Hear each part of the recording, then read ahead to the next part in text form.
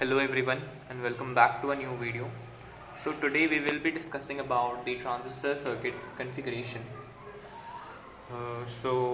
We have three types of configuration, that is common base, common emitter and common collector, and the most widely used configuration is common emitter configuration.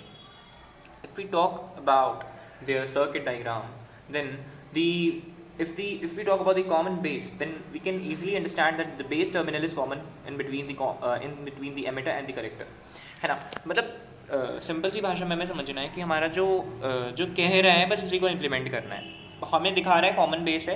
देखिए हमें figure आना चाहिए transistor का. अगर हमें basic figure transistor का पता है तो बस हमें कुछ भी नहीं करना है. और ये एरो वाला डायग्राम एकदम दिमाग में होना चाहिए. देखिए एरो का सीन ये रहता है कि हमेशा करंट कहाँ से कहाँ फ्लो करती है, positive terminal to negative, positive to negative.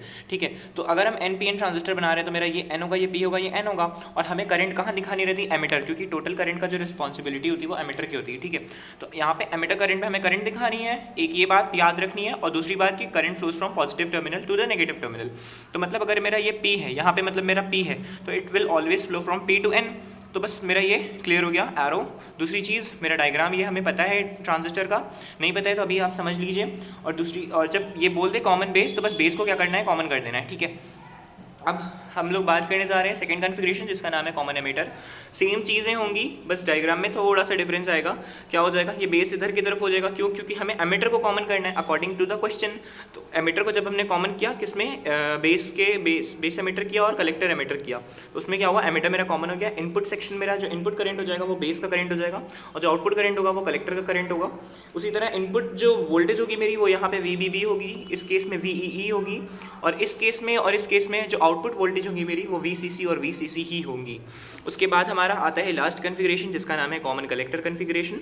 इस कॉमन कलेक्टर कॉन्फ़िगरेशन में बेसिकली हमें बस कलेक्टर को कॉमन कर देना है. बाकी चीज़ें आपके सामने हैं बिल्कुल जस का तस.